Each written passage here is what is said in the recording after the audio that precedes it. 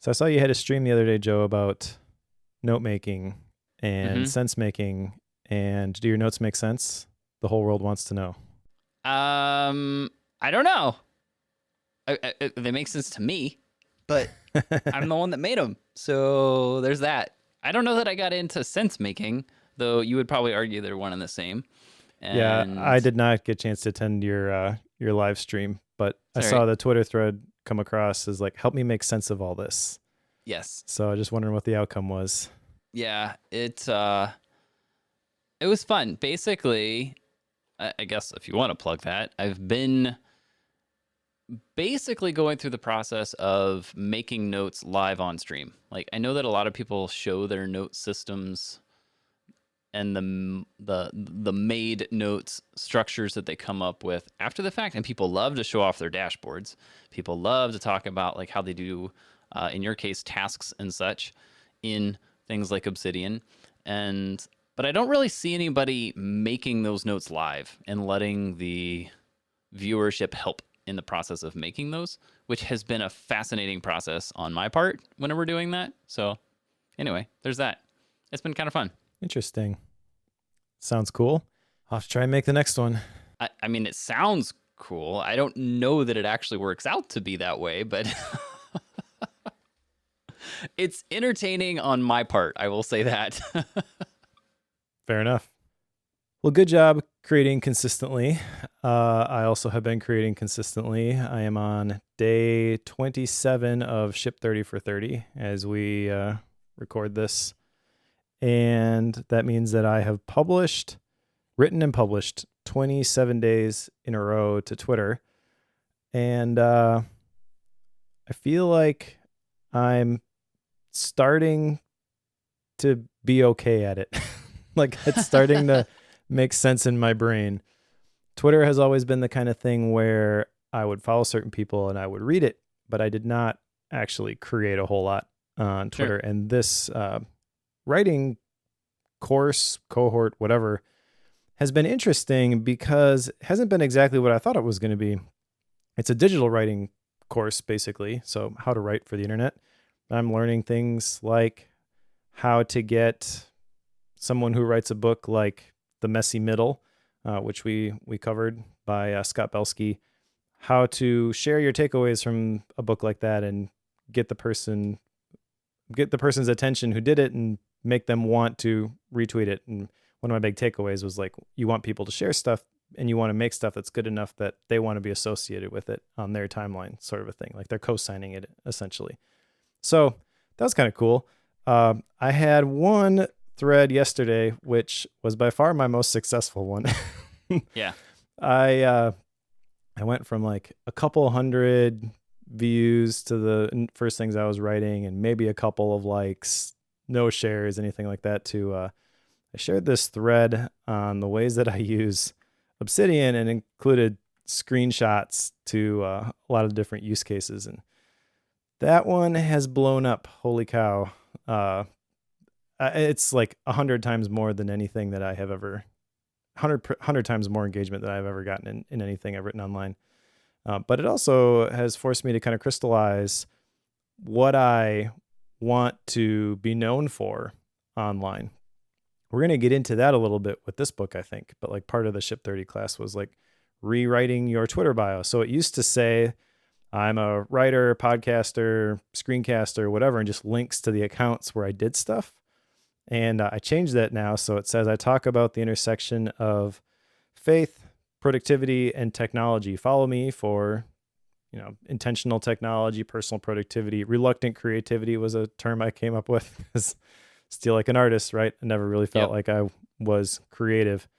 And that, I feel like all this stuff is kind of clicking into place. The puzzle pieces are coming together and I'm starting to see kind of how I can add value to the world this way in a very small way. Because who really cares Sure. about personal productivity and intentional technology? Like in the big scheme of things, maybe that's not so important, but just trying to help where I can. Like I said, that has ties to today's book. But before we get there, we should talk about our follow-up. So did you time block for 2 more weeks? I did. And? I still think some people are crazy, but I I don't know if I'm supposed to keep doing this at this point because it's maybe we got to have an intervention here at some point from your part to mine. But the the thing that's still weird to me is like whenever I have multiple people that will derail that plan, and then the scheme of what I've got for the rest of the week now falls out of alignment, and I've got a massive, I shouldn't say massive, I have a cascading effects problem whenever day one or day two of the week gets completely thrown off with extra like external requests that I can't control. I don't think I ever would have felt like that had I not time blocked it. So I can't quite figure out if that's a me thing or if that's a structure problem. So you're saying ignorance was bliss? Maybe, maybe. I mean, it's one of these things where like knowing where I intend all of the hours in a day to go is fine, and when it works, it increases the sense of accomplishment that comes with that plan or with what you've achieved for the day. But when it's broken and there's nothing you could do about it, I haven't quite figured out what to do with those scenarios because it does make things worse on my part. So there's that. I don't want to psychoanalyze you live on air again. So, I'm super concerned about it. Apparently, that's why I brought it up. I do think there's probably some parallels to like one of the things they say with like the YNAB budgeting is that by creating a budget, it allows you to roll with the punches. I feel like the same argument could be made for time blocking, and it's probably just a single thing that could be overcome that's not causing that to click for you, but I don't know what it is, and people are probably sick of us talking about time blocking at this point. So. Okay. At the moment, I haven't quite figured out if I want to continue it or not.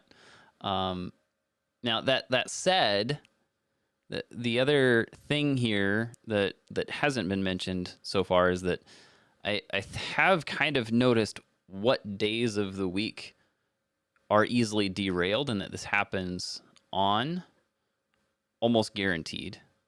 So, like for example, I know that time blocking my Tuesdays is worthless, absolutely worthless.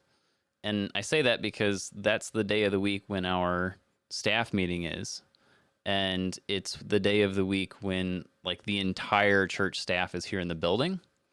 So the chances of getting questions or pulled aside is like 95%. So like I can pretty much guarantee time blocking that day is going to break and be a problem. Like pretty much guaranteed. That and you oddly could just enough, like go Friday from 9 to 5 on Tuesdays, interruptions. Correct. Disruptions galore. Friday mornings are not far off of that. But that one's completely different. It's because there's a couple folks who are in the office, but tend to wait until that moment in time to bring things up for me. And I never plan on it because I haven't fully connected that that's what's going on. So the benefit and the plus side of you inflicting the pain of time blocking on me for now, 4 weeks, a month, whatever this has been, I should go look. It's been painful.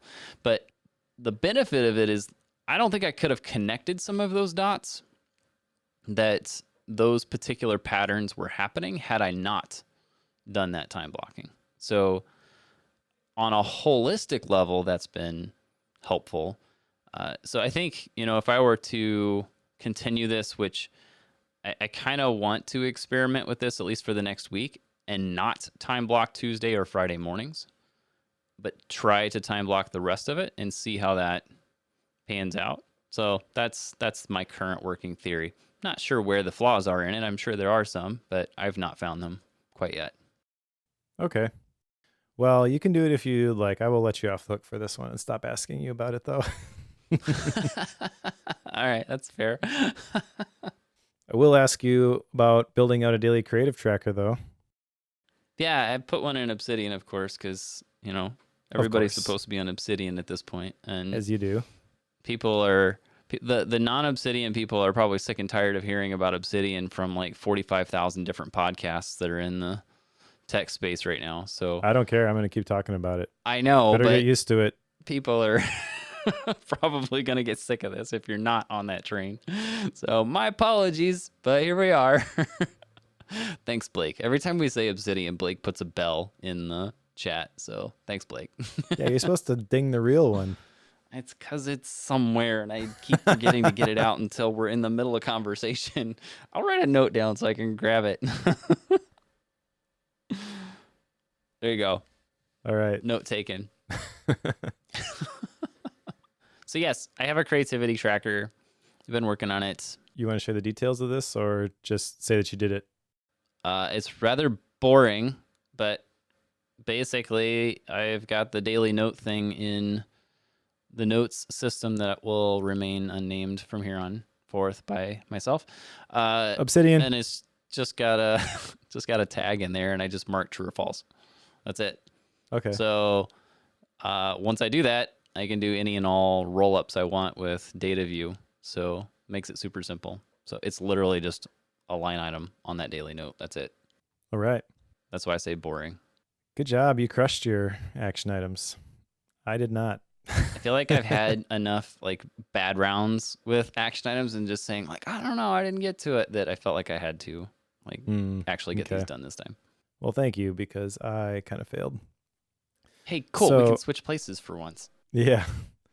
The one I failed at really was writing a fan letter. I did not do this one. I mentioned I specifically want to do this to somebody that I don't really know and just reach out and say, hey, your work encourages me. And unfortunately, the last couple of weeks have gotten away from me. Starting a praise file, I did do this, although I just did this because before we started recording, did this this week. So yesterday, I presented for the Linking Your Thinking conference, and I presented on Obsidian-based personal retreats. And I got a whole bunch of really great feedback via Twitter after that presentation. I don't know if somebody there had like said, hey, go at Mike and say something nice, but that's kind of what it felt like. So with a praise file, really, I just want to start collecting those things. I guess technically people could delete those tweets if they change their mind and then they're gone, but I got the links, so that's cool. Yeah. Cool. Well, at least you're moving on that. Yeah, I think ideally this would include like positive reviews for books or courses or things that I have made. But I just wanted to get it rolling. So and of course that's all going to be in Obsidian Ding. Of course. Of course. All right. Should we talk about today's book? I think so. This could get long, but I feel like we say that every other book. It could get long anytime you and I just start talking about books, really. Today's book is Things That Matter by Joshua Becker, the third Joshua Becker book that we have covered for Bookworm. And if this one had come out first, might have been the only Joshua Becker book that we had covered for Bookworm. Correct. He had also written, help me remember, there was the original one, More of Less. Yes, that was the original book on minimalism. And then there was the Minimalist Home, right? Yes. Okay, and that one was basically how to apply minimalism to your living space, room by room. And I think we both liked the More of Less.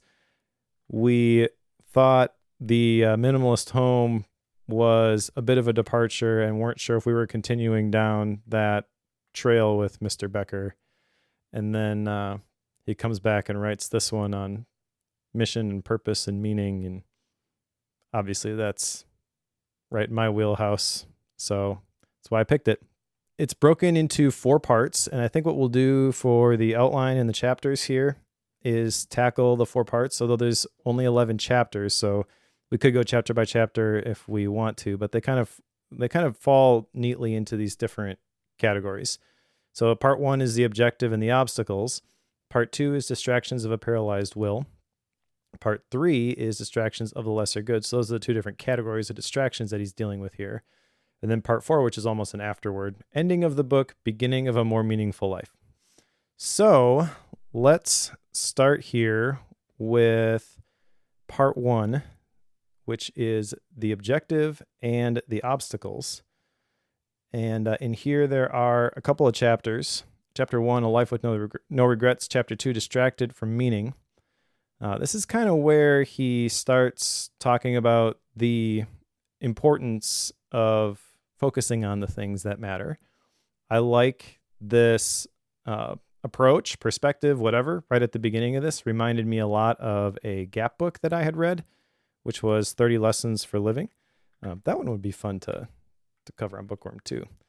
But the basic idea of that book was that author had talked to a bunch of people in nursing homes who were just living their best life. What contributed to you living?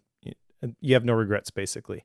How did your life end up being successful? What were the secrets, right? And so he condensed that down into, after interviewing tens of thousands of people, 30 different lessons for living. But really the inspiration behind that book is really what Joshua Becker is getting at here at the beginning of this one, is that you don't want to get to the end of your life and wish that you had done things differently. Yeah, this is like the setup for the rest of it. But basically, I think what he's like, the foundation I feel like he's laying here is that there has to be a bigger thing than just yourself that you're working towards. I'm extrapolating here, but you have to have like this purpose and vision, I guess, to use some of those terms, like we were talking about earlier, before the other two parts, and then I guess the fourth part, before you can start to understand those distractions and what takes you away from that. Basically, you have to know what you're being pulled away from before you can talk about those pieces, and it makes perfect sense to set it up that way. But like the two of them, A Life with No Regrets, like asking folks nearing the end of life, what do you regret most? And trying to understand, like, okay, well, what was it? Like, well, I didn't do that artwork, or I didn't write that book that I wanted to write, or I didn't resolve this relationship issue. Whenever you have things like that, well, then the obvious next question is, well, if that's, if you were to die today, what would be the thing that you would wish you had done? Like, what would you regret not having done? Well, that's the thing that you need to be working on. Like, you need to make sure that that's incorporated in your life somehow, which that question is how we got this book, by the way, because that was the answer to Joshua's, that was his response to that question is, what's the one project you wish you would have done had you, like, if you were to die today? And it was this book. And I am kind of glad he got asked that question, because there's a lot going on here. But yeah, this is where he sets that up, is the very beginning, is like, what is the goal you're shooting for? Yeah, I had written down that question as a talking point. It was originally asked by Charlie Gilkey. And he said, if you were to die today, what one project would you be most disappointed if you weren't able to complete it? And I'm curious, Joe, what is your answer to that question? I actually don't know. And I've thought about it quite a bit, which is kind of strange, because usually with a question like that, like, it's instant. Like, I know the answer to that immediately. This one's kind of strange because I feel like the thing that at least my wife and I have been working towards is setting ourselves up such that we could have a place in a home where we can invite other people over and teach and guide and disciple and such. But we've been doing that. Like, that's where we're sitting right now. That's been our kind of our family mission here lately. And that's been going really well. So we're kind of sitting in the middle of that project right now. And obviously that one's never done. Like, there is no completion point to that. So to have the question of, what is the thing that you, like, what is the project that you would wish you had been working on? I'm not sure what that answer is. I mean, obviously I think there's probably something, but I haven't figured out what the answer to that should be. The closest I think I've come is probably something to do with my kids and engaging them and empowering them in some form. But I feel like we do a lot of that as well. So I'm not sure. I don't know the answer to this. Do you have a clean answer to this? I do. I'm questioning it now because you brought up the kids thing, and that's a project that never really ends. But I know. It's similar, right? It's just a perpetual thing. Yeah, but the thing I thought of right away was updating my book because I wrote that book when I had no idea what I was doing. And since Yeah. then, I've learned a lot about writing and what a good book looks like, and feel like I could write a much better book now. And I don't ever really want to go back and touch it because it's one of those things that was the best I could do at that moment in time, and I'm sort of ashamed of it when I look at it. Sure. But I Yeah. don't want to just chuck it and start over either. So it's kind of like, well, what do I do with this thing? I I don't know, but that's the thing. Like if it were to be over as soon as we are done recording, that would be the thing that I would have regretted is not updating that because I feel like that theme is something that I've developed and I've changed my thinking or grown my thinking maybe on that topic of faith-based productivity so much since then that there is definitely another book to be written there. So that's my answer. But the larger point here, which you were kind of getting to, was like when everyone wants to live a life well lived, right? They want to make the most of all the time they've got to work with. And he talks about how minimalism is actually a support to that because it's the intentional promotion of the things that we value most by removing the things that distract us from them. I love that definition. I like the fact that I stumbled upon that after he asked that question about what's the thing that you really want to complete, because I feel like once I had that in my mind of that book needs to be updated, then it was easy for me to think about all the things that don't line up with that. And minimalism is just removing those things that don't really add any value. There's a phrase in here I jotted down: how to get to the end of life with minimal regrets. Choose well, set aside lesser pursuits, seek meaning, and do it every day. How did you feel about that little checklist right there? Is that something that inspires you, or are you like, well, duh, but that's really vague and I don't know what to do with that? Um, I'm usually pretty good with some vagueness around that. It was kind of motivating. It made me like, I feel like I should do this. I feel like there's a lot of things that I could get from this, but at the same time, like, okay, checklist. I could do Yeah, it, but there's a lot that comes with it. Like there's a lot of second order and third order baggage that's going to come along for the ride. that's fair. I think maybe this is one of those things that we tend to make more complicated than it needs to be. Yeah. Maybe it's the fact that it's a minimalist who is speaking this to me, but I hear that and I'm like, yeah, I think it really is that simple. We just make it harder. Yeah. um, and the second chapter really is all about distraction. He ends the first chapter by talking about how the enemy is distraction. And then in chapter 2, there's like 8 common distractions, and those are the foundation for the next 2 parts in the book. But on page 22 in chapter 2, he said that when distraction becomes a lifestyle, we lose control over the life we are living. But distractions don't start out a lifestyle. So they don't have to take control of your life. And I feel like there's a lot of truth if we're willing to look at our situations honestly in those couple of statements. Yeah. We it makes us uncomfortable maybe to think about all the distractions that we have allowed to take root in our lives, but it's also empowering to believe that we have the potential to take them back.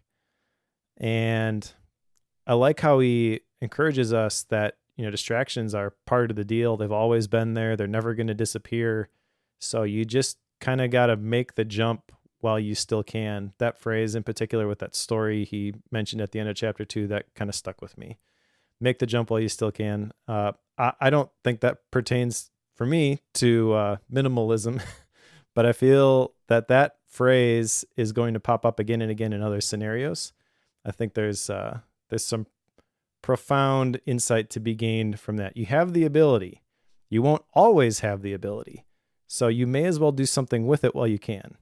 Yeah, just to put some more bones on that story there, to flesh it out. a trip that he went on. Was it just his wife or with all his kids? Both of their kids. Mm-hmm. They were on a catamaran, which is massive boat, two little pontoons looking sort of things. Anyway, they can get quite big. And at one point, the captain of the ship invited people to jump off of the like the upper deck, which is up like the mast of that. It's about 25 feet into the water from that point, and he was inviting people to jump off of it. So of course, all the young kids and the young men who are trying to show off to all the ladies do this right away.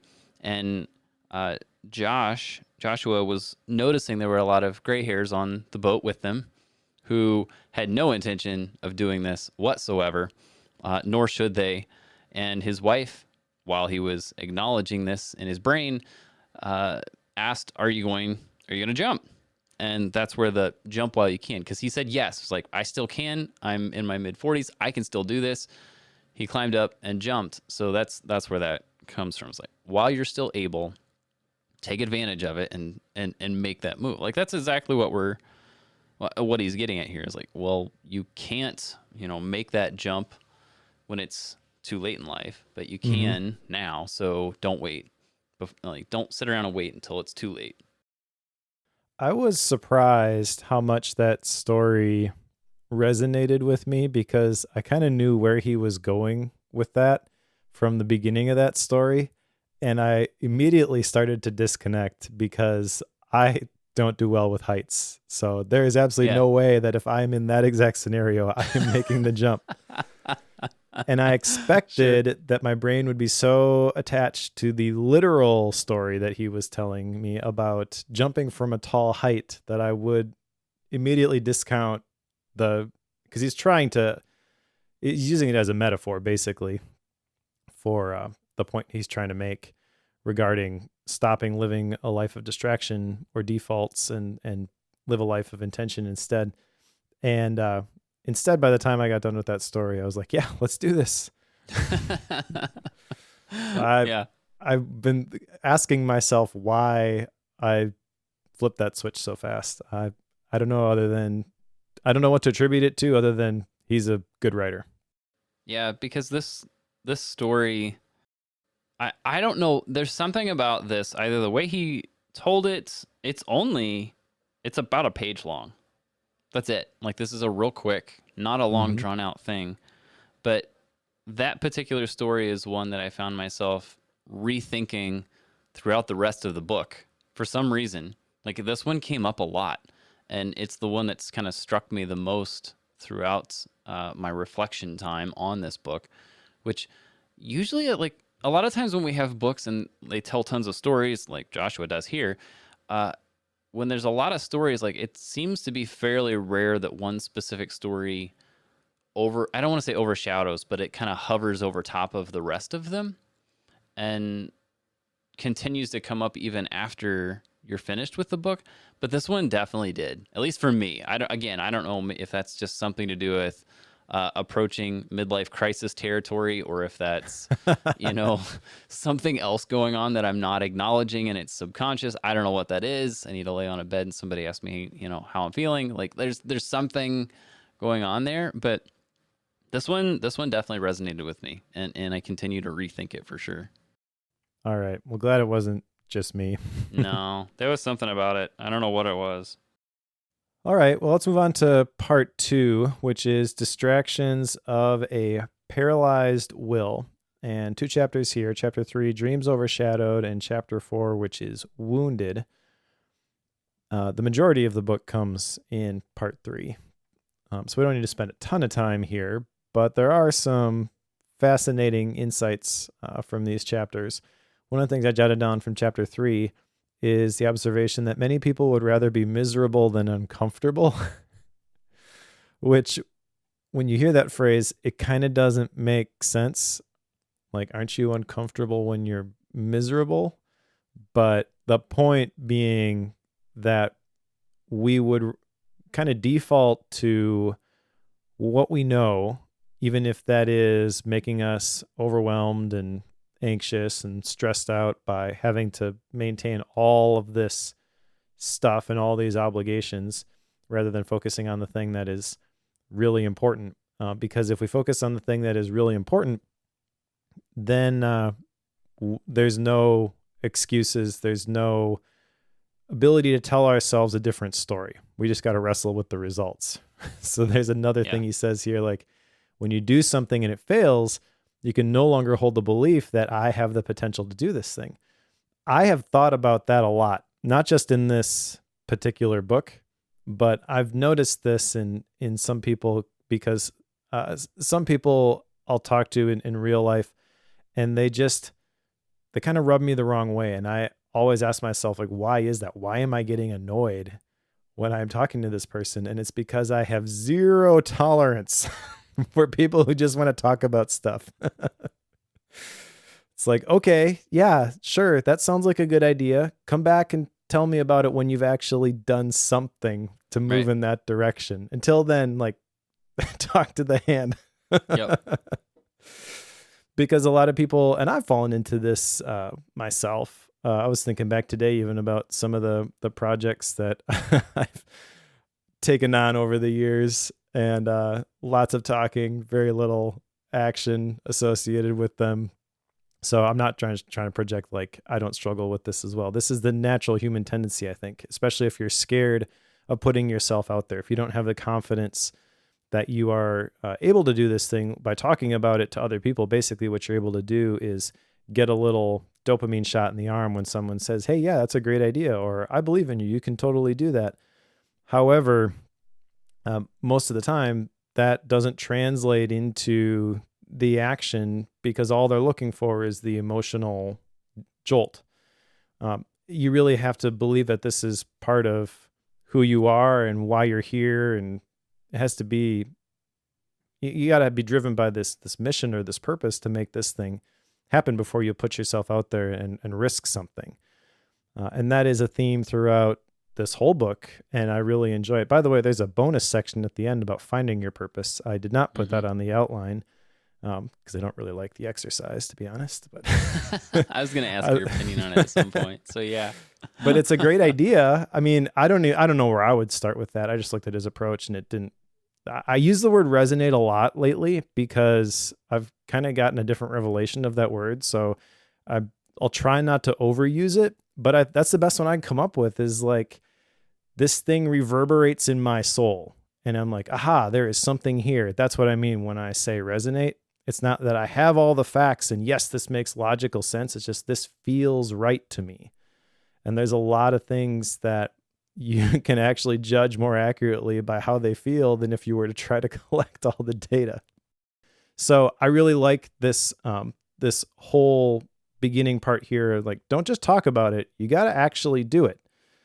And the identifying the things that will cause most people not to take that first step. And then what I hope to do about that is actually do the things. Yeah, and the bulk of the things, quote unquote, that keep us from, acting are all based around distractions and fear. In this particular case, fear being the distraction or the thing that keeps us from doing it.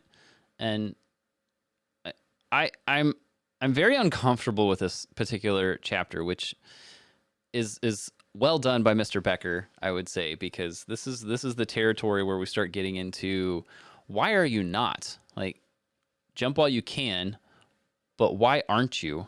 Why are you not moving forward? Why are you not actually, taking that step? And there's an awful lot of it that comes down to the fear component and acknowledging what it is that you're afraid of.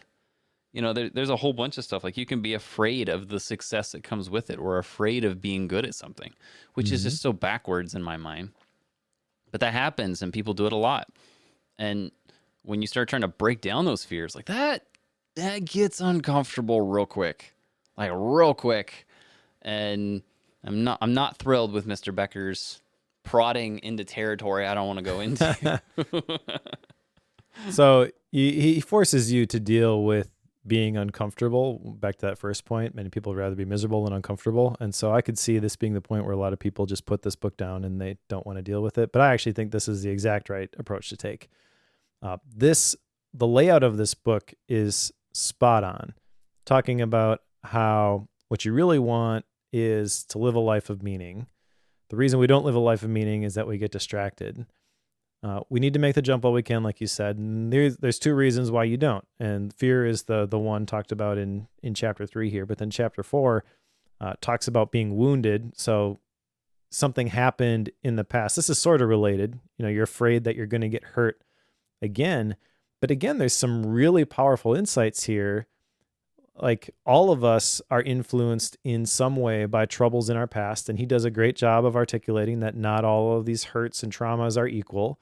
And I really, we'll get into this more in style and rating, but I feel like he does a really effective job of saying, like, this is my small trauma, and it's not false humility, but it's also like very effective in communicating. I know people have had way worse experiences, but this is the one I know, and this is what it did. And then you can totally apply that to your own situation very easily. It's very generalizable. But in chapter 4, he talks about how, regardless of the size of the trauma, what a lot of us will tend to do is wait for things to be perfect, wait for everything to line up. And he says, if we wait to be healthy, perfect, and prepared, we will never accomplish anything. So essentially, you need to do something before you think you are ready. And I endorse that belief. Yeah. The whole wait until it's perfect before you act thing, that's me to a T. Like, that's absolutely where I get hamstrung, because I don't want to build the garden fence until the soil is just right. Well, if I do that and I wait, well, that means the window that I have to actually get the job done is now like 2 days, 2 or 3 days, but it's like 4 or 5 days worth of work. But that's the cognitive dissonance that comes in that scenario, like that specific one. Like, that happens a lot, where I think I'm going to wait until a certain thing is ready, but the conditions under which I'm going to wait for actually don't add up. But you don't always connect those dots unless you're able to take a step back and start to process it. That's what he's encouraging you to do, is kind of take the step back and work through it. But I always want to wait until it's just right, because there could be a better way to do it. And if I just do it now, it's going to be harder than what it has to be. And I don't want to deal with it being more difficult than I need to deal with. Like, that's the difficult thing that comes with that. I can think of so many things that kind of makes my brain hurt. The things I've put off because of this sort of thing. I should have read this one a long time ago, apparently. Well, I tend to struggle with that as well. And it's kind of embarrassing to think about, because like the ship 30 for 30 stuff has gotten me back into a consistent writing habit again.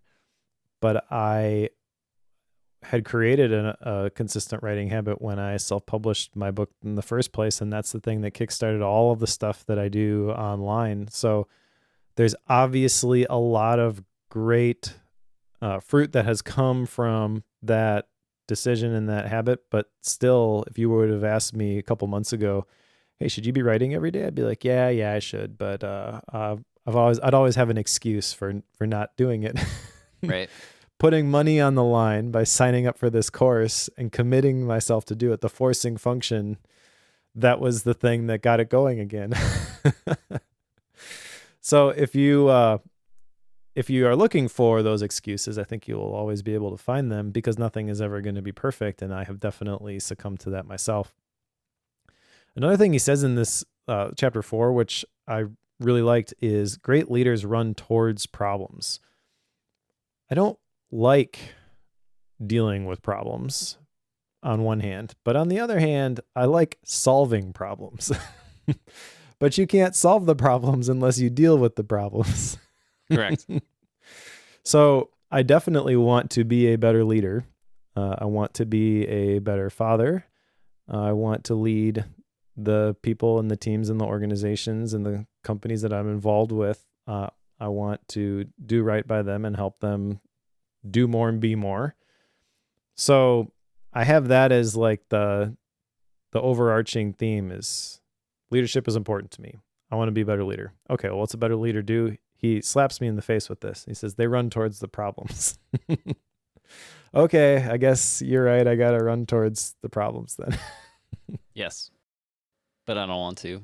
But that's the thing. Like whenever I've worked under really good leaders or really good bosses in the past, like that's always been the thing that they do. Like they hunt for the the issues, like the biggest issues, and it I say that knowing that the specific situations that they would take off and attack and go towards were actually like systemic issues that I didn't even realize were a thing. Like it was just more of a I'm doing my day to day, I'm doing all of the work I'm being asked to do, but the way that it's communicated had nothing to do with what they were after. They were actually after, systemic issues like why are the sales reps even needing to ask for this data? They're not even he wasn't worried about, how to get the data to them in the right format. He's like, why do you need this at all? Like he was asking much better questions and then going after that problem instead of just getting the team to solve the problem on the behalf of the sales reps. That's a whole story in itself that I'm not telling. But but that's the hard part with it. Whenever I think about the teams that I lead, am I going after the systemic problems that they face? In most cases, I would probably say no. So I'm not leading them very well if you want to apply it in that sense. But I don't know. There's always something more. But it's easy to be afraid of running towards problems. I don't want to do it. Well, yeah, I don't want to do it either. And I've been thinking about this and brewing on this with the challenge to this is what leaders do, right? And I think if you were to talk to me individually, so take leading people out of the equation, I would 100% say that who you are becoming is more important than what you are doing, or basically don't focus on the output. Had an interesting conversation the other day about the productivity space and the anti-productivity movement, for lack of a better term. The people who are pushing back against the just do more and crank and make, like, again, focusing on the output. I'm able to do all of these things. Well, why do you want to do all those things in the first place, right? So that's at the very heart of this whole book, Things That Matter. But that phrase, like who you are becoming is more important than what you are doing, that has been sticking out to me. And if that's true of an individual, then it's also true that a leader would assume that responsibility for the people that they are leading. And it's not just about getting the job done or completing the project or the task. It's about how you do it. And it's about the character that's developed in the process. And that's kind of messing me up. Because everybody tends to focus on like just get the thing done, right? Yep. I tend to be the person that people call on when they just need something done. And they know that I have the ability to just get it done. But I'm recognizing more and more that just getting it done oftentimes causes a lot more harm than good. And so I've been wrestling through that. How do you still make things happen with a team or an organization without crushing people, basically, in a way that they are pulled towards this picture that you're selling? Because I really believe like sales orientation or sales ability, that is part of leadership. No one's going to follow a leader unless they convince the people that are following them that they can help them get where they want to go. So how do I pull people in a way that they are motivated as opposed to trying to push them from behind? And the metaphor I have in my head of this is like a piece of string or a piece of rope. You can pull a rope in a direction, but you really can't push it. It's not going anywhere if you're trying to push it. And I think that people are like that too sometimes. Yeah, I was pulling a coax cable 3 hours ago before we recorded here. And Joel, my assistant, was helping me with that. And at one point he was like trying to push the cable down into the pipe that we were trying to pull it through. And there's a reason that people talk about pulling cable. You don't push cable into the ceilings. You don't push cable through all the pipes and stuff. It's definitely pull it through, which is why we have pull strings. It's why we have everything is referred to as pulling. You cannot push it. Not really Yep. related, but fun nonetheless. But that needs to apply to yourself before you can apply it to other people, which is really the whole idea of this book. So that's a little bit of a tangent, but that's just where my brain went as I was thinking about this. Should we move on to part 3? This is where there's a lot of fun stuff that I don't want to talk about. Yeah, so part 2 is basically the internal stuff, and part 3 is, I guess it's not really external stuff, but it's definitely a shift from maybe past to present. There's several chapters here. Chapter 5 is the me monster. Chapter 6, enough is enough. Chapter 7, litter on the road to purpose. Chapter 8, trending. Chapter 9, beaches get boring. Chapter 10, blinking lights. We could probably do an entire podcast episode just on that last chapter, but we'll get to that maybe in a little bit. I feel like we've done podcast episodes on that chapter. Yeah, well, digital minimalism for sure. Mm-hmm. I mean, he mentions Cal Newport, but let's talk about the meme. Skip him. Yeah. Let's talk about the me monster, though. This is the one that I grabbed my only action item from the entire book in. Okay. To sum up this chapter is basically we don't need help being selfish. However, the most direct path to happiness involves looking at the interests and needs of others. So really effective reframing of this, I think, because if you were to ask people, you want to be happy, they'd say, yeah. Joshua Becker says, pursue purpose, not happiness. When you pursue purpose, then the happiness kind of comes along for the ride. Some great statistics in here and quotes some research studies. There was one on The Science of Generosity by Summer Allen from UC Berkeley, which showed that wealth tends to make people less generous and more isolated.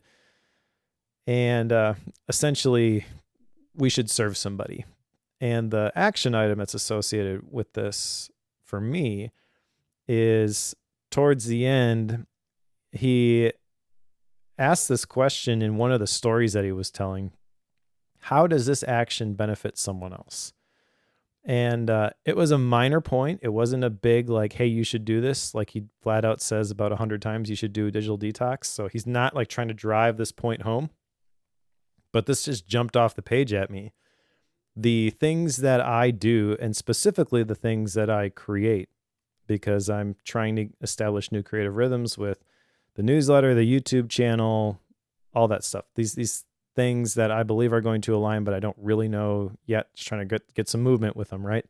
So I don't want to just do this to do this, and I don't want to do YouTube because I feel like everyone needs a YouTube channel who's trying to do what I'm trying to do, right? I want to do it in a way where I'm actually helping people in some small way. Like I said earlier, I kind of wrestle with that because like intentional technology use on some scales, you could look at that and be like, well, how is that really making the world a better place? But for some people, it could totally change their world. It's kind of the whole idea behind this book. Like if it's the right thing at the right time, it can absolutely change somebody's life. So how do I create content then in all of these different forms, whether it be podcasts, videos, articles, newsletters, that has the potential to benefit someone else, not just something that I feel like writing or I feel like making. And obviously there's got to be a Venn diagram where those things overlap, right? Because if you don't enjoy the thing that you're making, you're not going to keep making it. You have to be motivated to do that. But just that simple question, I want to start asking myself that about the stuff that I'm publishing. I don't want to just create stuff and add more noise to the universe. I want to try to help specific people and kind of niching down and figuring out like, what do I want to be known for has helped with that. I still got some work to do there, but I feel like this is one of the things that I can use to kind of measure if I'm on the right track. Yeah, this is something that I know. Well, I was kind of talking about this earlier. It's like, so when my wife and I bought our current house and the 5 acres that come with it, one of the core purposes we had for the purchase of this property, which to get that done was one of the biggest undertakings I think I've had in my life to get that actually accomplished. The main goal was to set up a place that could be a retreat for other people and to help teach people a variety of things. Some of those are, day-to-day skills. Some of them are mental skills, but also to be like a respite place for folks. So, like that's ultimately what we're doing. But it's fascinating how the things that we do day to day look identical to folks who buy properties like ours for their own use that don't apply to other people. But when it's all said and done, like I know that some people, and he talks about like materialism and stuff in here too. I think maybe we'll get there, but I know that there are a lot of folks who do that sort of thing, and it's almost like a show off scenario, or it's like a, look what I have, or look at the things I do. And yes, they may love doing those, but there's always like an ulterior motive. I'm not saying that's everybody. I'm just saying that that's kind of the cliche, I guess. I think Is your it's a lot more people than you realize. There's a saying: most people buy things they don't need with money they don't have to impress people they don't like. correct? Yes, absolutely. And I know that that's common, but it is so much more fulfilling what we've been doing. Like I get really excited when I know there's a bunch of people coming over, which as an introvert is like the worst thing ever. To have a whole bunch of people come over and then stay there for 4 hours or 5 hours. It's like, like deep breath. We'll be okay. It'll be all right. I'll be able to sit and read a book tomorrow morning. It'll be okay. Like, You can go hang outside with the bats. yes, go hang out with the bats outside. Go pet some kittens and walk the trails in the woods later. Like, we'll do this and it'll be okay. Like that's what the introvert in me wants to scream, but and I'm saying this knowing that like here chapter 5 the me monster, like this is the antithesis to that, right? Like if you're going to focus on yourself and what makes you happy and focus on being happy, you get the opposite, not happy. And by trying to turn it to focus on other people, that's the key. So I feel like that's a point that he makes here that I kind of wish was bigger, but at the same time he made the point and he has a lot of ground to cover, so he can't sit there and camp out. There's entire books around that.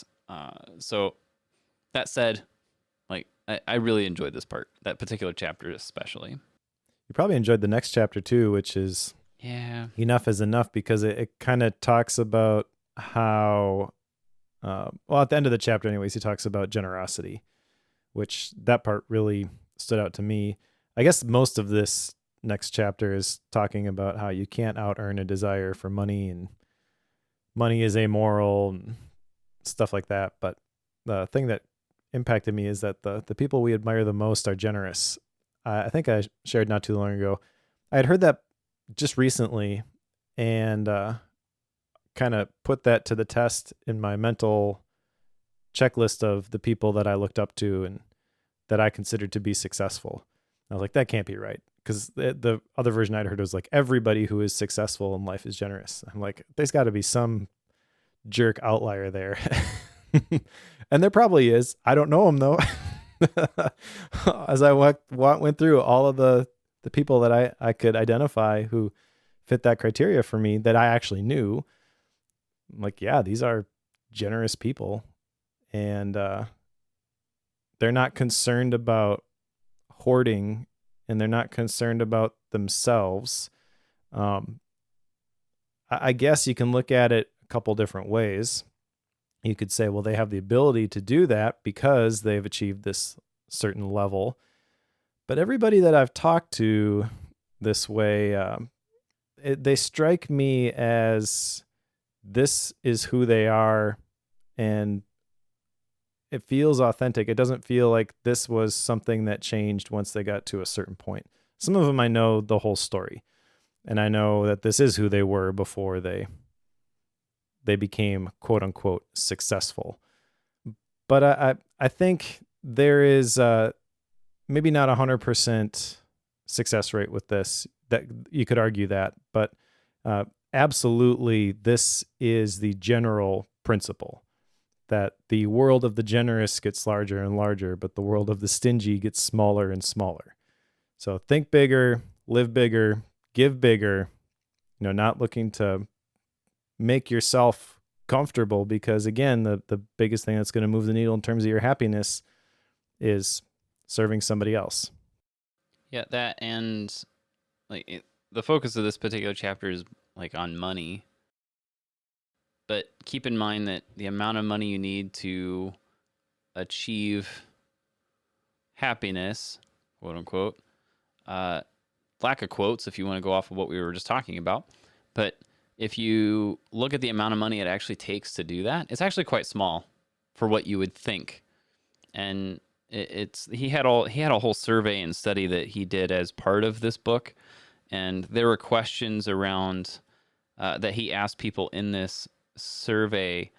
He was asking them like, how likely would you be to be happier if you had just a little more money? Like, and people were all over the place on that one. Like, they were all over it. Like, they said, if I had just a little bit more money, I'd be happier. And it reminded me of, Rockefeller's attributed quote. I don't know how true it is, but he was theoretically asked, how much money would be enough money for you? And he said $1 more. Like, sure, there's always more to be achieved. I don't know if that actually happened or not. I've never been able to fully confirm if that happened, but that's the story and how it goes. Enough is never enough. If you're always looking at those numbers as the thing that tells you when you're done. So I don't know. People do it a lot, but you shouldn't. Don't do that. Don't do that. Let's see. Chapter 7, Litter on the Road to Purpose. There's stuff I like from all these chapters, but one of the things I did want to talk to you about and bring up is that everyone is minimizing something. I never thought of it that way. I had phrased it previously, everyone is optimizing for something. So optimizing is basically, what do you want to maximize in your life? But minimizing would be focusing on what things do you want to eliminate from your life. I don't think that one of those directions is necessarily better than the other, but I think this is a pretty profound truth if you've never thought about this before, is you do get to optimize your life for whatever sort of situation you want to create. And we do this without thinking about it. So I'll just use optimizing as an example, because going back to that quote that many people would rather be miserable than uncomfortable. Well, what they're doing is they're optimizing for safety, maybe, or optimizing for comfort, right? So that's could be said of the whole section on money. If you're trying to get a whole bunch of money, you're optimizing for comfort, or optimizing for leaving a big inheritance to your kids. Like, you can define for yourself what is important, and then your choices either move you closer to that or further away from that. The point being, whether you view it through the minimizing or optimizing lens, is that you should consider the choices that you are making and the life that you are creating, because they have ramifications across the board.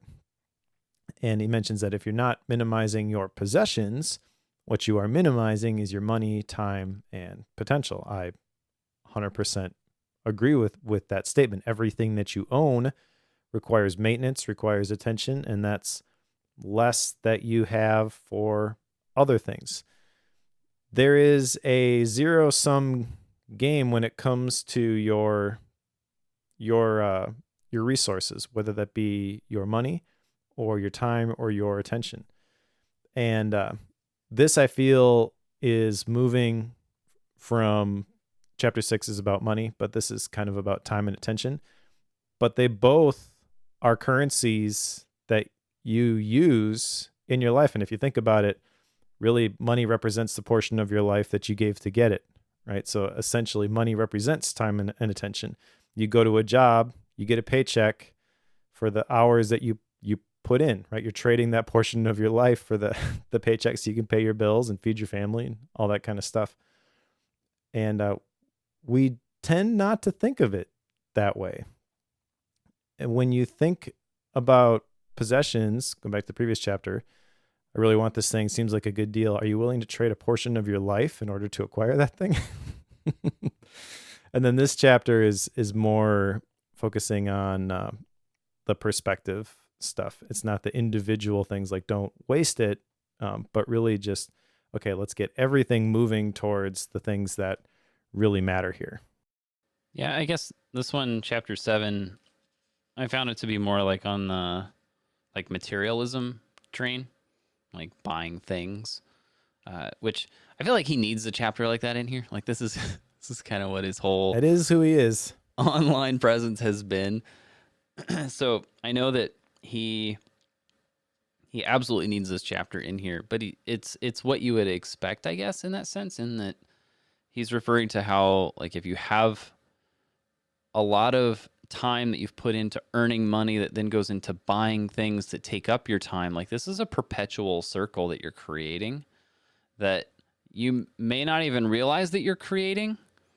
And it's not from this chapter, but there's a section where he talks about the cost of a free puppy. Like, a free puppy isn't free. Like, it doesn't work that way, right? And Becky and I talk about this sort of thing fairly often when we give gifts, especially around Christmas time, of course. But like being very careful with giving gifts that don't then require later purchases or create the need for someone to maintain in some form. And it surprises me how often, like how difficult that is sometimes. Like if you think through, like if I give someone something simple like a gardening trowel, like that seems pretty minor, but the assumption is that you're going to spend time using that in a garden, right? If this is a person who gardens all of the time, it's a great gift. Like you could easily be somebody's favorite if you give that gift to a gardener. But give it to somebody who isn't gardening at all, but has talked about it, and now you're encouraging that habit, which maybe that's what you want to do, but you're encouraging them to spend time and potentially more money on building out said garden, which again, maybe that's what you want them to do or you think that they should do. But I mean, that's a very simple one, but I mean, you can easily start picking out things that lead to issues and costs that you don't necessarily want to put on someone else. So from a gift giver stance, you have to think about that, but you also have to think about it when you're buying things for yourselves. Like, what are the extras that are going to come with this that I'm not planning on, because it can get big real fast. So you gotta watch it. Yeah, and kind of driving that whole thing is the desire for more, and he talks about the health benefits of contentment in this chapter. Reduces stress, improves your outlook, relaxes your body, makes life more enjoyable. I like this question again at the end. I didn't write an action item for this one. Probably because I have pondered this for quite a while with my whole concept of a life theme, but does this promote purpose? The life theme is something I came up in the faith-based productivity course that I put together. And really it is just finding your purpose and condensing it down to a single statement, starting with your core values, figuring out what's important to you. That's probably why I didn't like his approach. Is I tried it myself and figured out what worked for me. Yeah. But just the TLDR version here, my life theme is to help people answer the question, why am I here, by inspiring, encouraging, and teaching them to connect to their calling, discover their destiny, live the life they were created for. And everything that I do has to align with that. If it doesn't align with that, I'm not motivated to do it. So I might do it for a very short period of time, but most likely I'm going to not do that very long because I feel like that is a waste of my time. It is not in alignment with my life theme. It's not in alignment with my purpose.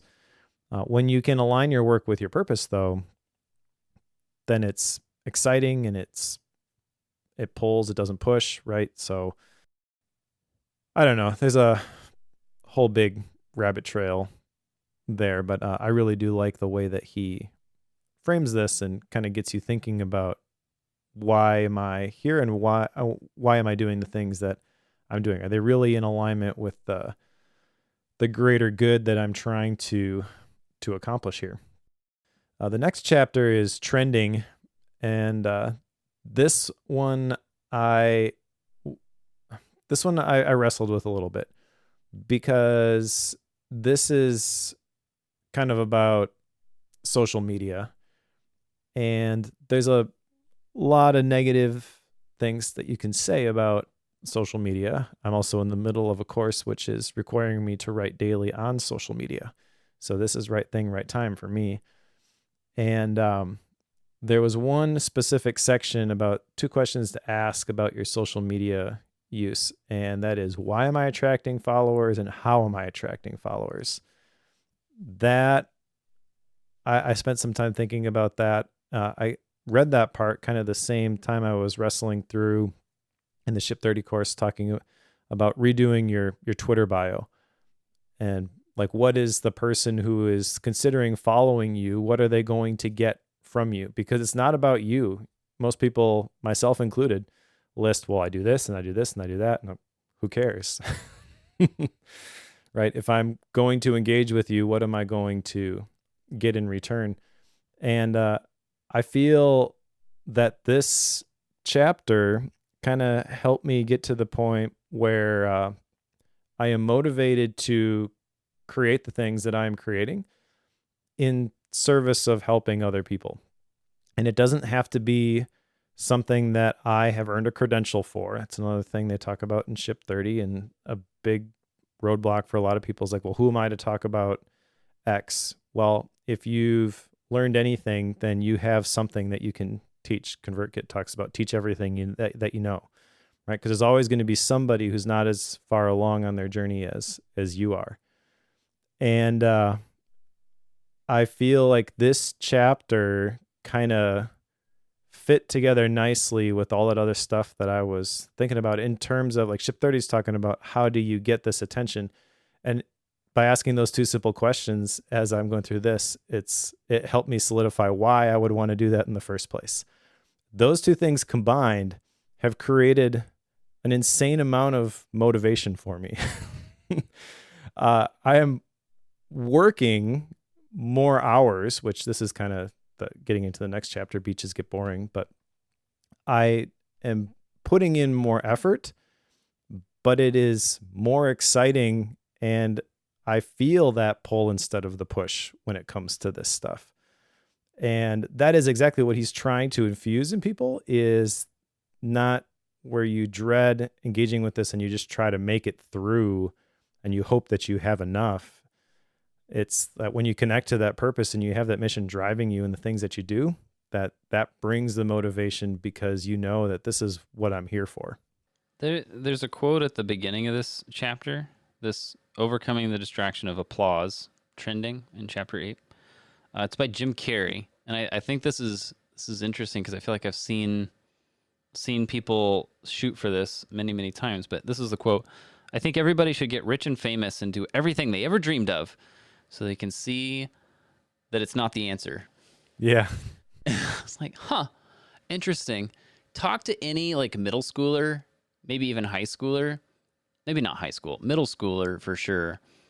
And if you ask them, what would you love to be when you grow up? It's like, I want to be a YouTube star. Like, that's almost universal. It seems like I want to be big creator, online influencer. Like, these are the things that people absolutely want to be and aspire to.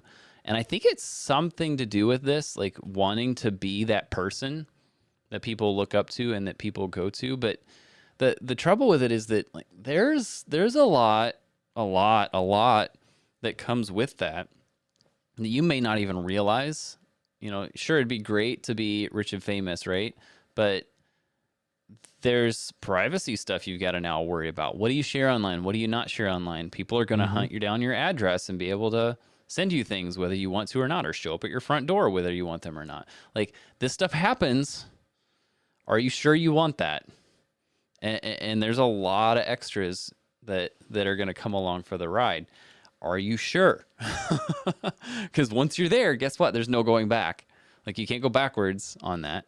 So be sure if that's the route you want to go. No guarantees you'll get there, but if that's what you're shooting for, just be aware that there is a negative side that can come with that. Now he's not focusing on that particular part here at all, but he does have a quote here. What page is this? 133. You don't need praise or attention to have value. Mm-hmm. That one struck me because it's very easy. You know, you were talking earlier about the stats on your Twitter thread. Like, I feel like as creators, like it's easy to gravitate towards those numbers, and like Vanity you feel metrics. like you're Yep. you feel like you're getting somewhere whenever you see those metrics go up, but it can have the opposite side as well. Like when they don't go up, like when you get used to them going up and then they don't, or they go backwards, you start to question what you're doing. And am I doing the right thing? Did I not say that the right way? Maybe that wasn't clickbaity enough. Like all of these things start to come into your mind. So you really got to be careful with it, I find. So just being aware that like the praise and attention doesn't necessarily mean that you're not valuable.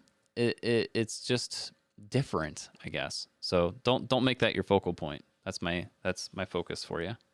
Yeah, that's the shadow side, and definitely those are purely vanity metrics that people can just look at in order to make themselves feel good. But it really comes down to the motivation. And I feel like in this book specifically, Joshua does a great job of making sure that this is grounded in how do I serve somebody else?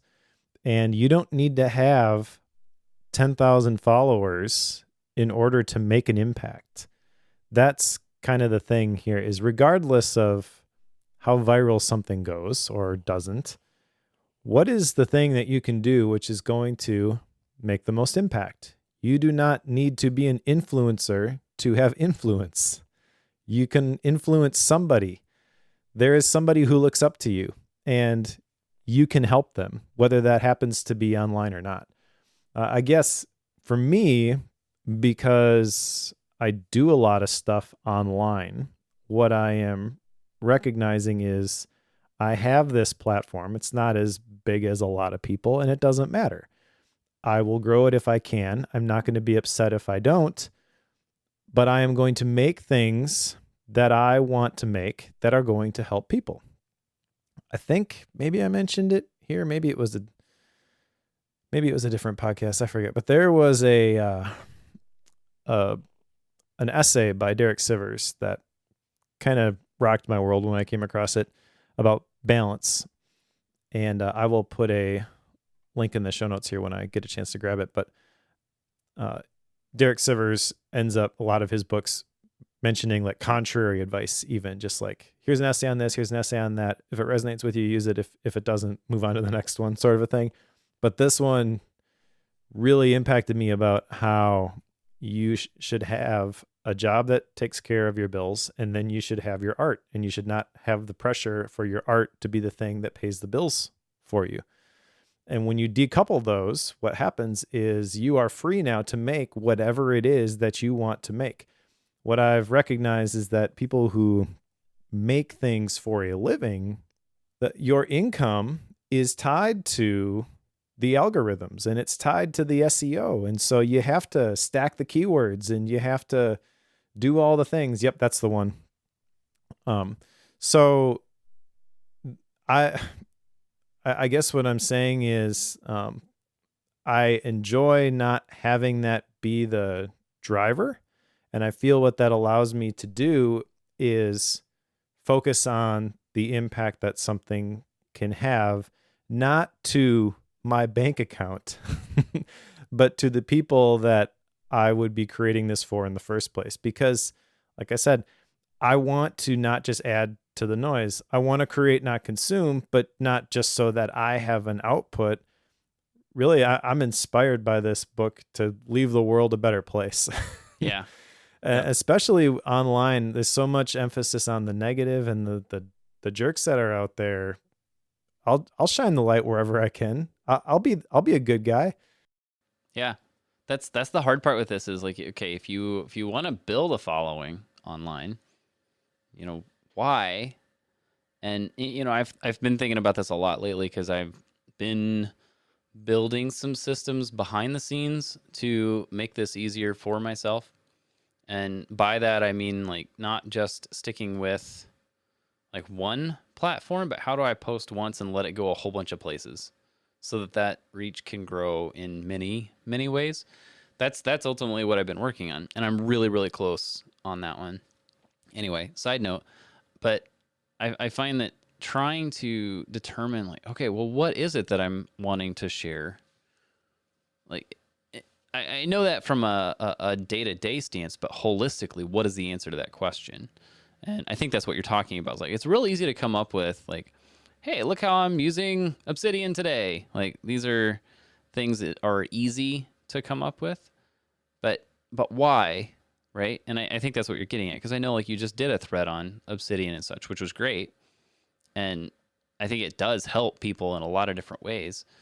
But if that fits into the overarching, and I say this knowing that it does fit for you, so this isn't a dig on you, but I know that people are sharing things like what you did, not because it fits with the overarching what they want to do and what they want to share and learn about online, but because anything that involves Obsidian gets clicks right now.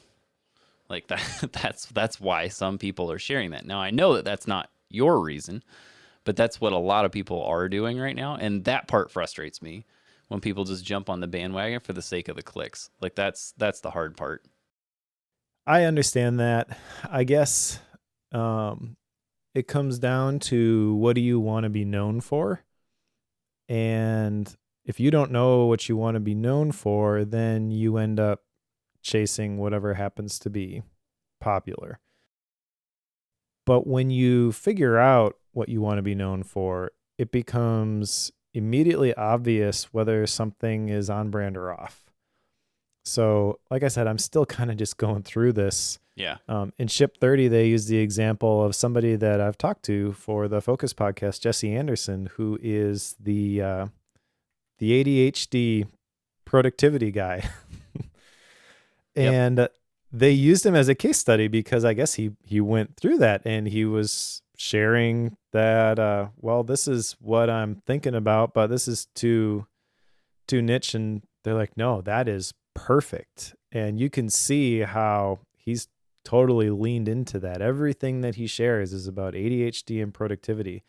And again, this is based on their presentation. Maybe Jesse would say this is a wrong characterization, but it sounds like he wasn't sure that was going to be the thing. That was just one thing when he was going through the reps and writing. And then from that point, he kind of like that kind of clicked. For me, it's the intersection of faith, productivity, and technology. So when we talk about Obsidian, like my inspiration for sharing that is not, well, Obsidian is how to better get something out there.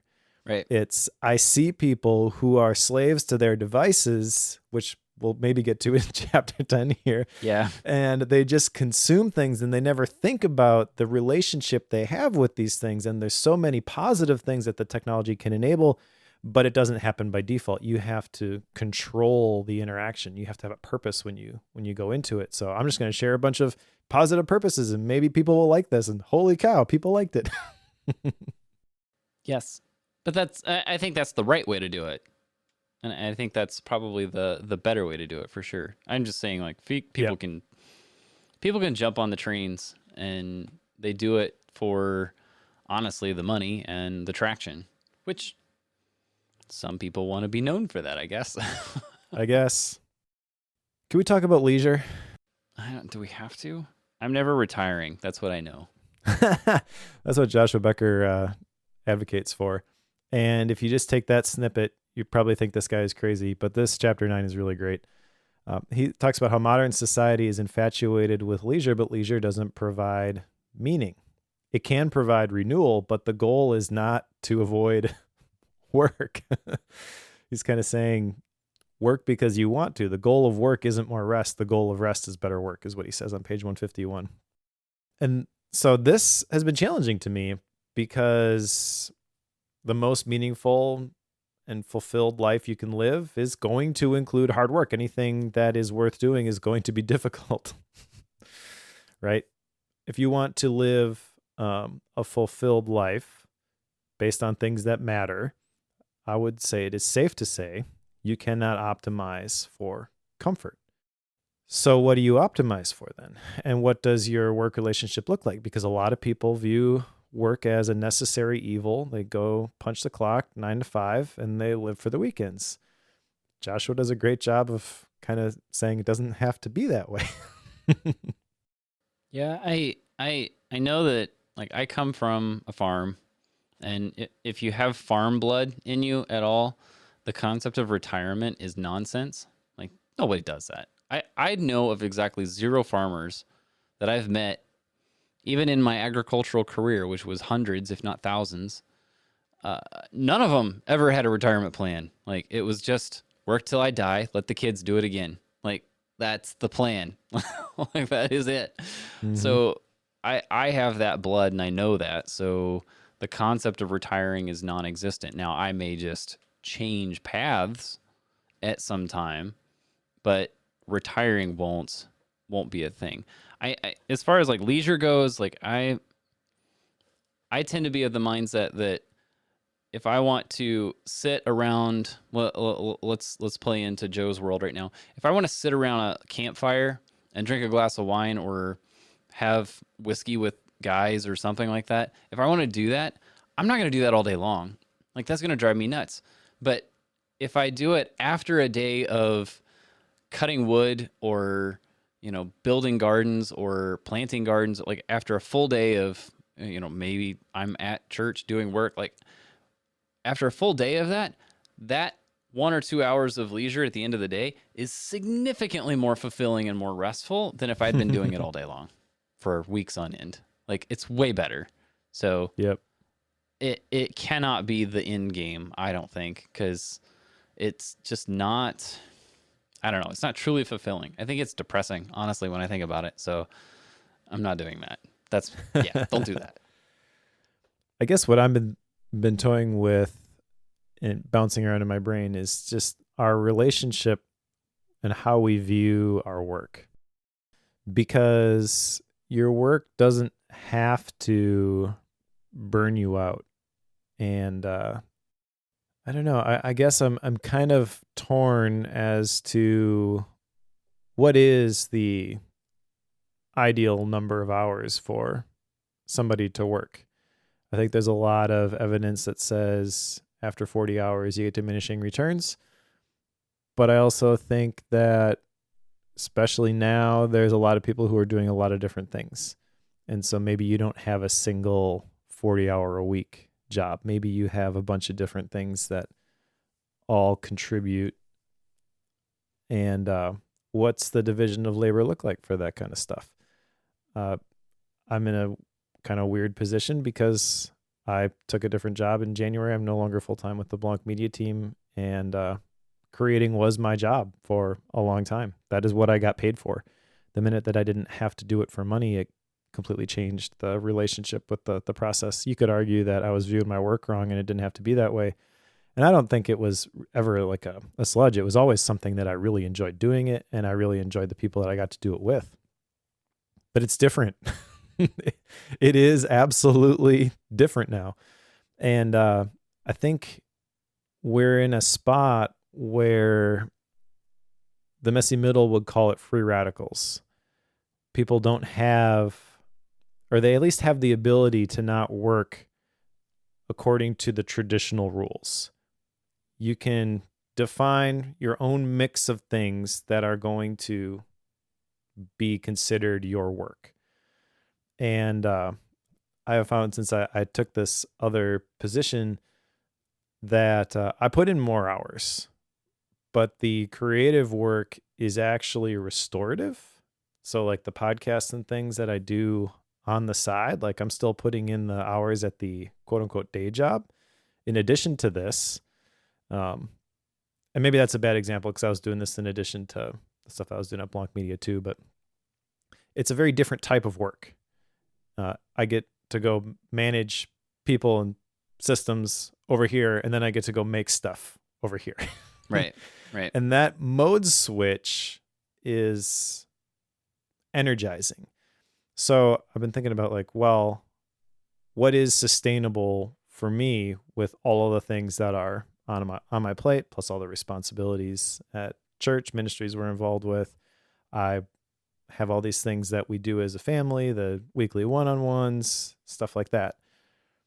What is the right mix? And I find that anytime I find, every time I look at a formula that somebody else uses, I'm like, ew, Yeah. that's, it doesn't feel right. You have to figure, and so I'm having to figure this out for myself. And I think it's kind of cool that we have the opportunities now by working remote and using the technology strategically to kind of piece together what our work life looks like. I think you've probably done this in some way, shape, or form too with the stuff that you do at your church. Like there was no blueprint for this. You just kind of figured it out and you're like, yeah, this is the thing. And everyone needs to find that for themselves. But this whole chapter about beaches get boring, like the big takeaway from this is don't work so that you don't have to someday. Enjoy the process. Don't chase the goal of eventually I'm going to retire. Just learn to love what you do. And if you don't love what you do, figure out what you can do to improve your own situation or find a better situation. Because if you develop a growth mindset, you continue to work on yourself harder than you work on your job, as Jim Rohn would say. You will have the ability to say, this is how I want to work. Yeah, for sure. I just know that I can't sit for very long. Even when I'm on vacation, it's like I want to like climb a mountain. Like I can't just sit still. So I will always be that way, I'm sure. Sure. All right, we can, I think, skip chapter 10, the blinking lights. Yeah, the short version of this definitely. is do a digital detox. We spend a lot of time consuming. The average adult spends 12 hours, 21 minutes per day, according to Nielsen Total Audience Report 2020. That's kind of crazy. So just think about your relationship with your technology. I would also add, go watch The Social Dilemma. It's a great documentary. It'll scare you out of social media. It will. We've watched it with our two oldest, who are 14 and 12. And they want nothing to do with social media. I've had Good. to kind of come back the other way and be like, well, it's not all bad. You can like use it strategically. I use it every day. Yes. But I'm doing it this way, so Yeah. definitely stay away from Facebook or Meta or whatever it's called this week. Sure. Yeah, I mean, this is exact. I mean, when you have a book that talks about overcoming distraction, like the tagline on this, overcoming distraction to pursue a more meaningful life, like the very first thing that jumps into your head, I'm betting, involves technology. Like that's when people say distraction, technology is usually right there very quickly behind it. And he covers it in this chapter. It's a long chapter, compared to a lot of the others. So there is that, but we've talked about this before. Like the stuff can get in the way. Don't let it get in the way. Try to keep it under control. When you realize it's gotten out of control, do a detox again. Yep. And keep moving forward. Like that's really the moral of the story, I think. Agreed. All right. So the last part here is part 4, ending of the book, beginning of a more meaningful life. Yes, that is the name of the section. Yes, that is a terrible name for a section. Yes. So Joshua Becker, have your people call my people. What this should have been called was the next chapter. Essentially, where do we go from here? Right. But that title is just long and clumsy and I don't like it. I like the idea of what he's saying here. There's one chapter in this section, live the story you want told. That's a great title. And it kind of ends with, it's more about the journey than it is the destination. And I absolutely love that phrase.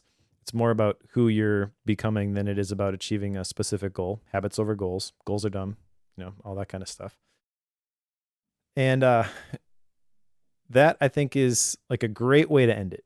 It's framing it as like, just do the next thing that's going to help you live a more intentional, meaningful life. Don't try to just blow up everything and get rid of your phone and leave social media and move to a farm with the bats like the Buligs. Like, just figure out the next step in terms of optimizing for the type of life that you want. I think this goes all the way back to one of the early chapters where we were talking about people just don't move, like they don't act, they don't take the next step.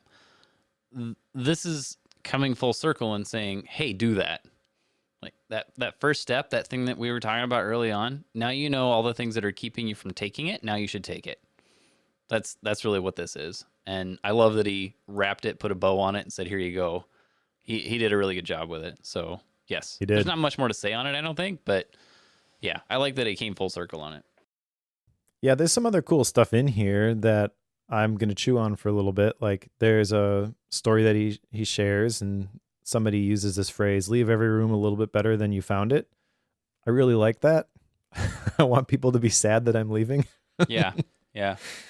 And he says that some people may not like your originality, but others will admire it. So again, like, be brave, do your thing. Don't base your value or your worth on other people's opinions. Very important for anybody who does anything online. So yeah, it's a great summary to this very good book. Anything else you want to say about this? No, I think I'm good. All right. Well, let's go into action items then. I have a single action item, which is to ask, how does this action benefit somebody else? Kind of already talked about this. I just want to shine the spotlight on why I'm doing the things that I'm doing and not have it be about me. Again, the world of the generous gets larger and larger. I want to default to generosity, to borrow another ConvertKit core value. They really crushed it with those core values, by the way. They did. What about you? I had two. So both from early chapters. One, we talked about it slightly, but the concept of today I commit myself to. I want to try this for a while. Like, I've got these morning questions that I do. I want to slip that in as kind of a core component of that and maybe drop a few of the others that I'm in the middle of. So I want to apply that one. Also, he kind of said this in passing. I'm kind of surprised it didn't come up so far and that you didn't write it down, because this is something you should have written down, Mike. He mentions reading books from previous centuries. You remember I this? did see that. Yep. Yeah, I don't know how I would apply this, but I think it's a really smart move. So I don't know that this is something I'm going to do near term, but I want to just kind of keep that in the back of my mind whenever I'm selecting books for either myself, maybe not necessarily for bookworm, but I think there's a lot of wisdom in that concept. So it's one that I want to try to apply here and there. So yeah, I've got those two. Nice. All right. Style and rating. I really enjoyed this book. I knew that I would, based on the subject matter. And just from the very beginning, starting with that question by Charlie Gilkey, like, knowing that this was exactly what I thought it was, Joshua Becker's life work. This did not disappoint. I feel like it's really well written. It's really well organized. We kind of talked about the structure, the objectives and the obstacles. He's talking about everyone wants to live a life with no regrets. Why don't we do that? Because we're distracted. What are we distracted by? Breaks it into a couple different categories. Those are the two, part 2 and part 3. Ends it with a great call to action, a poorly titled call to action in part 4. But we're on the same page though, Joshua. Live a life on purpose. Be intentional with how you're going to spend the rest of your precious moments here on this earth. And I don't know. I can't say enough good things about it. I think everyone should read this. You may have hesitation because Joshua Becker used to be a pastor and there is some religious language, I guess, but I don't think it's part of his story, but he's not using it. Like, he's explaining how he uses it to form his own values and inform his own decisions. But it's not like this is what you should do. It's like, if you are a person of faith, this is something you should consider. It's very aspirational, actually, for me, and how I want to live my faith online, because that's one of the things that's kept me, I think, from leaning into the whole idea of faith-based productivity. Is I want to be authentic. I don't want to come across as telling people this is what you need to do. That being said, like, if you share your story, people can't argue with it.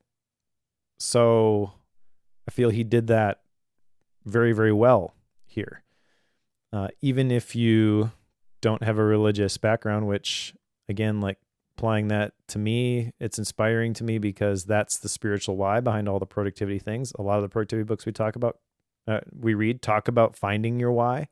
Well, if you've got a spiritual why, that's like the strongest why you can have, in my opinion. He didn't lean into that a whole lot with this. It's just more so like, you really should find out what it is that is important to you, and you should eliminate the things that aren't in alignment with that. So I feel it's very generalizable. It is very easy to read. There's a lot of great stories. We didn't talk about many of them after that first one. The only chapter in this entire thing which felt kind of out of place was only because we had read Digital Minimalism by Cal Newport, the Blinking Lights. That is, a one chapter summary of digital minimalism, and he didn't do as good a job as Cal there, but that's to be expected. It's one small piece of his message instead of the whole thing.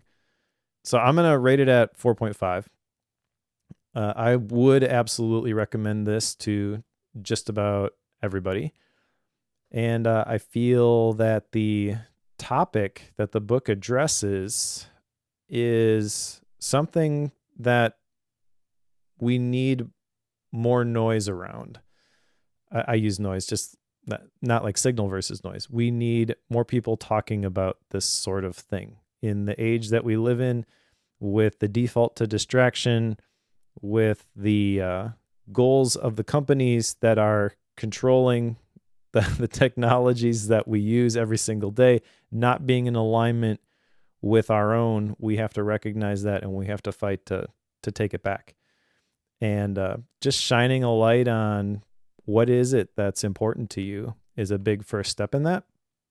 There's obviously more you can do, but I feel like this is written in a way that it's very approachable for just about anybody. And whether you've been thinking about this for a long time, like I have, or you are considering this for the very first time, there is a lot to be gleaned from this book. So those are my thoughts. 4.5 stars. I know that, like, when I first picked this up, I kind of thought, based on the cover, the tagline on it, overcoming distraction to pursue a more meaningful life. Like, whenever I started putting all these pieces together, it didn't really add up to me that Joshua Becker was taking on the topic of technology, because that was where I thought I was going with this. And I would suspect that a lot of people assume that as well. I will tell you, it's an unfounded expectation whenever you pick this up, in a very good way. In that, if you go through these chapters that we've covered, the parts that we've discussed, you'll know that there's one small piece of this whole book that goes into that. He does reference it from other places, but it's definitely not the purpose behind the entirety. And I have to say that this was kind of a breath of fresh air to me, because when we think about distraction, like my tendency is, I think of my focus and what I'm looking at any given time, and that's what he's referring to. But the attention can easily be swayed slightly off course by more than just technology, and he focuses on a lot of things that can do that.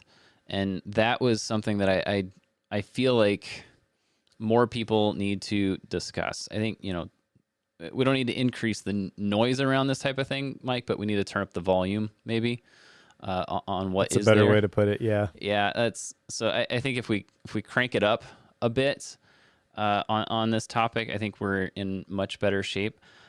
Joshua Becker obviously has been writing for quite a while. He has a great style. There's so many stories here.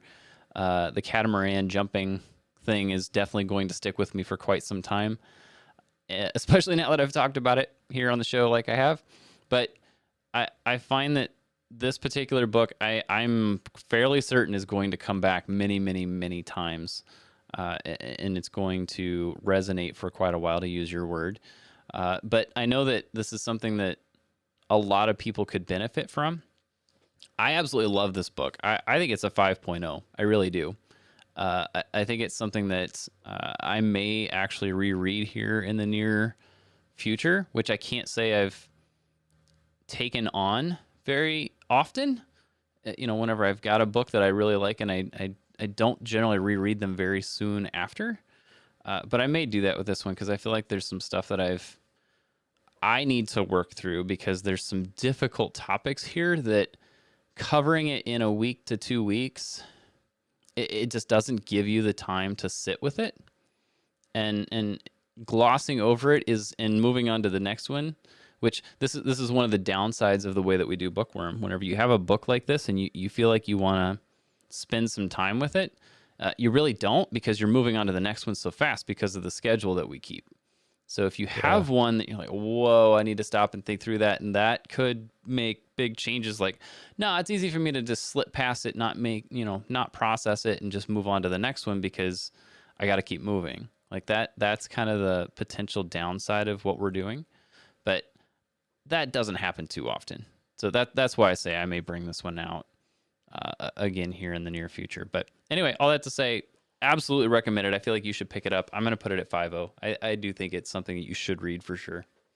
Okay, there you go. I'm done. All right. So let's put things that matter on the shelf. What's next, Joe? Bittersweet by Susan Cain. We're going to talk about hard stuff, Mike.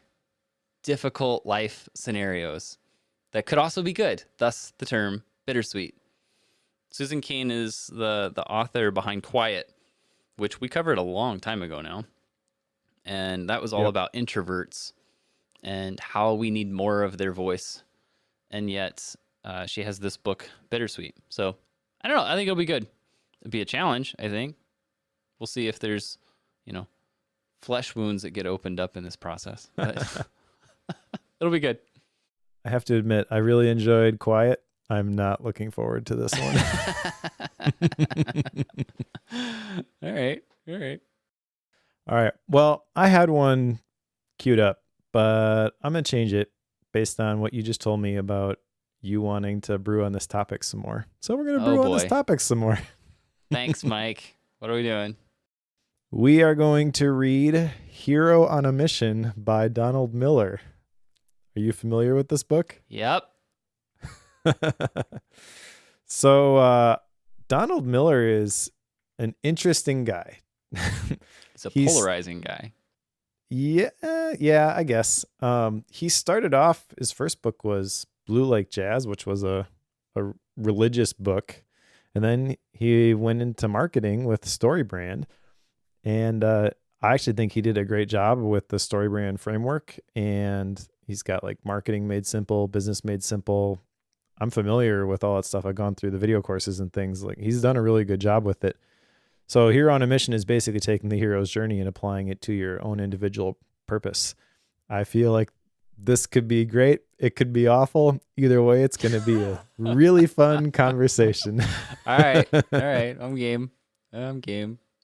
Yeah. So since we're not going to do Joshua's exercise at the end of this book, we will go through Donald Miller's. All right. That's fair. Got any Gap books? I've been kind of taking my time with this one. I actually, took a little longer than I intended on it, just because I feel like it was such a good one. So I didn't get to one this past time around, but I'm about to pick between 2 or 3 for this upcoming week. So I know I'll have one next time around. So no, right. I don't. You? I do not. It has been a challenge to write every day for the last 27 days, but I only got 3 more days to go. Yeah. It takes a lot of time to do that. It does. And it's been great. But I am kind of figuring out what sort of cadence I want to do regularly going forward. It's definitely not going to be publishing every single day. So I will have a little bit more time, I believe, in the near future. Did not have time to complete a gap book here for this episode, though. All right. So thank you to everybody who supports the show. Thank you specifically to the Bookworm Club Premium members who are willing to pay to support our work. We don't have ads. That's literally the only thing that keeps the lights on. So we really appreciate the people who are willing to pay $5 a month, $50 a year. You can go to bookworm.fm/membership to sign up. And if you do sign up, in addition to our undying gratitude, you get some mind maps for the books that I've read. Another Twitter thread I did recently is how I take notes on books that I read. Yep. But I create these mind map files in MindNote, and then I upload the MindNote files and the PDF files to the Bookworm Club, so you can have them for reference, or you can download the MindNote files themselves and edit them if you want. There's also a Bookworm 4K wallpaper that I created and some Gap Book episodes that Joe recorded. But the big reason to do it is that you want to help us support our work, pay for the servers, help us buy some of the books. So we really appreciate people who are willing to put their money there and support us financially. We love you guys. That said, if you are one of the amazing people who reads along with us, I know that's a challenge to do sometimes, pick up Bittersweet by Susan Cain, and we'll cover that one with you in a couple of weeks.